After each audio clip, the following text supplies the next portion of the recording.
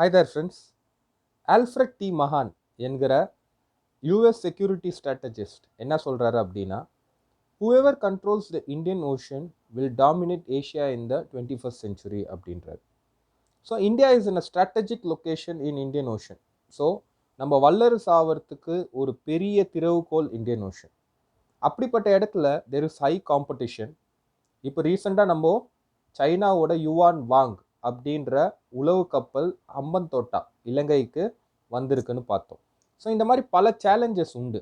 அதை எப்படி நம்ம ஃபேஸ் பண்ணுறோம் அண்ட் ஆல்சோ இதை எப்படி ஆப்பர்ச்சுனிட்டிஸ், இதில் எவ்வளோ ஆப்பர்ச்சுனிட்டிஸ் இருக்குது, அதை எப்படி யூஸ் பண்ணிக்கிறோன்னு தெரிஞ்சுக்கணும். அப்படின்னா இந்த சண்டே August 28 நம்ம இம்பேக்ட் ஐஏஎஸ் அகாடமி அண்ணா நகரில் ஒரு ஃப்ரீ வெபினார் ஹோஸ்ட் பண்ணுறோம். So whoever likes to know details about this topic, please join us and benefit. Thank you friends.